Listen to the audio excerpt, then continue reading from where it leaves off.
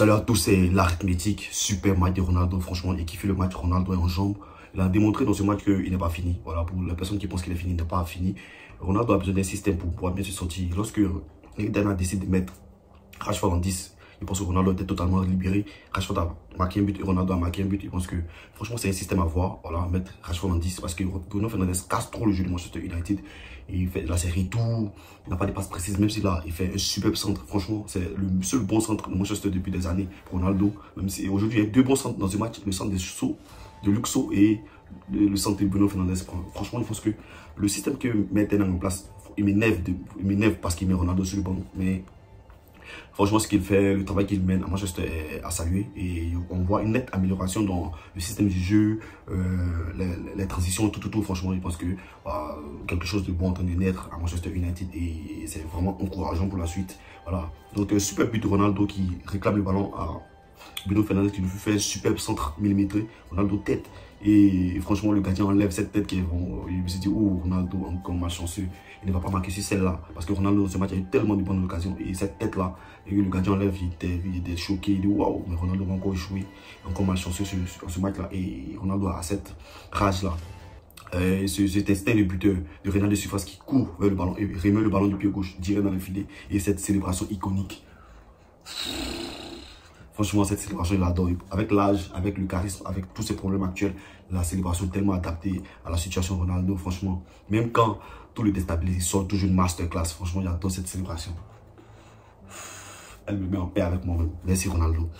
Je vais vous parler de pourquoi Ronaldo est titulaire en Europa League et pas titulaire en Premier League. Voilà. Beaucoup ne savent pas la raison. Je connais la raison. Je vais vous donner la raison. Ronaldo, et c'est un peu de la faute à Ronaldo. Et franchement, ça me fait un peu mal que Ten Hag le mette sur le banc, mais Ronaldo est un peu derrière tout ça. Donc, je vous explique la raison.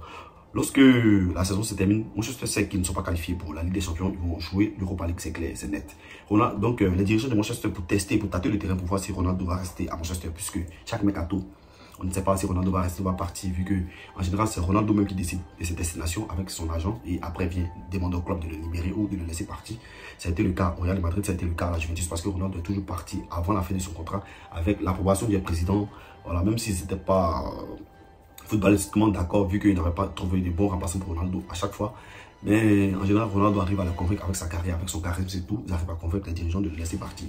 Et je pense que Ronaldo avait prévu cela. Donc, durant les vacances, après la saison, les dirigeants tâtent le terrain en envoyant un journaliste poser la question à Ronaldo avec une interview, demandant à Ronaldo qu'est-ce qu'il pense du nouveau coach, qu'est-ce qu'il pense de l'Europa League, pense-t-il rester. Et Ronaldo confirme qu'il reste à Manchester United et dit qu'il apprécie Ten Hag, tout qu'il espère travailler avec lui et avec tout ce qu'il a fait à l'agence. Donc Ronaldo pense que ça serait un bon coach, tout. Mais l'information principale était que Ronaldo reste à Manchester United. Donc les dirigeants sont rassurés, les fans sont rassurés, Ronaldo reste et Ronaldo part en vacances. Ten Hag vient, s'installe tout. Il peut revoir la pré-saison parce qu'il veut mettre son jeu en place, il veut mettre son système en place. Et Ten Hag, sachant qu'il vient d'être embauché, il ne peut pas mettre directement de pression sur ses dirigeants. On l'a demandé de faire ceci, il fait cela. Donc il savait que sa marge de manœuvre était assez faible, était assez limitée. Et il faudrait qu'il puisse se satisfaire de ce qu'il a sous la main. Donc Ten Hag savait que Ronaldo était indispensable pour Manchester, sachant qu'il y a juste un mois ou quelques mois, Ronaldo venait de planter 18 buts avec Manchester. En première ligue, il finit 3e meilleur buteur du championnat. Donc, Ronaldo avait réalisé une saison stratosphérique. Donc sachant que Ten Hag avait une marge de manœuvre limitée, donc il avait besoin de mettre Ronaldo de son côté pour pouvoir démarrer la saison. Donc, entamant la pré-saison, Ten Hag demande à ce que Ronaldo revienne plus tôt pour pouvoir voir comment l'adapter à son système et voir tout ce qu'il va faire. Dès ses vacances, Ronaldo prévoit de quitter Manchester et demande à son agent de tâter le terrain pour voir où il va signer. Donc Ronaldo tâte déjà son futur après Manchester. Donc il tâte le Sporting. Mais le Sporting, d'autres ont vu une photo a été publiée sur Internet voyant la voiture de Ronaldo dans l'un des vestiaires, dans l'un des parkings du Sporting. Je pense que Ronaldo négocie avec le Sporting pour après ses 40 ans. Puisqu'il y a une interview qu'il a donné sa maman, où il y a un post qu'il a donné sa maman, où il dit que Ronaldo lui a dit qu'il compte rester dans le football professionnel, dans le football de haut niveau jusqu'à ses 40 ans. Et le Sporting joue la Ligue des Champions, mais pour décrypter la phrase de la maman de Cristiano Ronaldo, elle parle des 4 grands championnats, c'est-à-dire, on connaît les 4 grands championnats, l'Italie, l'Espagne, l'Angleterre et l'Allemagne. Donc sa maman pense que Ronaldo va rester, bon elle sait que Ronaldo va rester, désire rester dans les 4 grands championnats parce qu'il veut être encore compétitif. Maintenant à 40 ans, puisqu'il a fait une promesse à sa mère de revenir au Sporting. Donc à 40 ans, revenir au Sporting, faire la promesse pour sa mère, peut-être après aller en MLS jusqu'à peut-être 41, 42 ans et arrêter. Donc je pense que c'est ce que Ronaldo a prévu. Donc il va au Sporting négocier, jouer au Sporting à 40 ans. Mais en temps, Ronaldo cherche un club intermédiaire ou fait 2 ans au haut niveau. Donc Ronaldo tâte le terrain. Et je pense que le choix de Ronaldo s'est porté sur le Bayern de Munich. Et ils ne se sont pas entendus sur le plan financier, puisque le Bayern de Munich venait de signer Sadio Mané avec un salaire de 20 millions ou plus de 20 millions d'euros. Donc le Bayern ne peut pas se permettre de payer 2 joueurs à plus de 20 millions d'euros. Je pense que Ronaldo vient dans un mauvais timing, puisque Sadio Mané a déjà pris la place. Donc Ronaldo est un peu coincé. Donc je crois que le club où Ronaldo devait partir a demandé à Ronaldo de devenir libre. Je ne sais plus le second club que Ronaldo avait négocié, mais dans le contrat que Ronaldo avait négocié, Jorge Mendes avait négocié que Ronaldo devait partir libre. Donc Ronaldo boycotte quasiment la pré-saison en disant qu'il a un problème familial, en étant toujours en train de négocier avec le club de comment il va partir, comment il allait partir. Et c'est comme ça que Ronaldo revient sous pression de Ten Hag qui demande aux dirigeants de Manchester de mettre la pression sur Ronaldo pour qu'il revienne au club. Parce que lui compte sur lui. Donc Ronaldo n'a plus l'intention de jouer à Manchester. Donc il veut partir. Donc il s'est dit que ça ne sert à rien de faire la pré-saison. Ça ne sert à rien de revenir tout et tout. Donc Ronaldo décide de revenir en n'ayant pas finalisé l'entente avec le club en question. Donc Ronaldo revient au club. Et il revient ce jour-là, si vous vous souvenez bien, il revient avec son agent. Il revient avec son agent au club pour demander à partir. Mais sachant cela, le club demande expressivement à Alex Ferguson de revenir au club urgemment parce qu'il veut bloquer Ronaldo. Donc Ronaldo n'ayant aucun lien avec l'administration qui est assez éloignée du sportif. Et Ronaldo ne respecte que 2 entités à Manchester, c'est-à-dire les fans et Alex Ferguson. Vu que les fans n'étaient pas là pendant les négociations, c'est Alex Ferguson qui était là. Donc lorsque Ronaldo demande à quitter Manchester et que Manchester le libère, les dirigeants n'ont aucun problème, mais ils demandent à Ronaldo quelle est l'offre. Ronaldo dit que l'entente qu'il a avec le club, c'est qu'il doit partir libre. Donc si on peut le libérer de son contrat, Ronaldo partirait. Mais il ferait un message pour demander aux fans de le comprendre, de soutenir le club, tout pour ne pas que cela puisse porter préjudice à Manchester plus tard. Et les dirigeants demandent expressément à Alex Ferguson de demander à Ronaldo de rester au moins 1 année afin que le club puisse s'y préparer. Pourtant, au préalable, Ten Hag avait eu une conversation téléphonique avec Ronaldo où Ronaldo lui avait dit qu'il allait rester. Et là, Ronaldo vient dire qu'il doit partir, qu'il veut partir, qu'il ne veut pas faire la pré-saison, et ça ne sert à rien à partir que le club le libère. Maintenant, Ten Hag, après voyant cette situation, Ten Hag est choqué.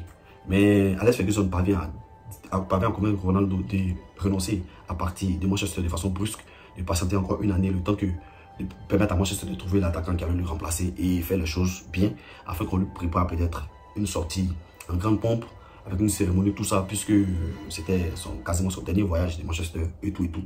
Donc Ronaldo étant coincé, n'ayant pas l'offre officielle de l'autre club, vu qu'il n'avait pas eu le temps de finaliser les négociations, vu que Manchester lui a demandé de revenir, Ronaldo est obligé de respecter son contrat.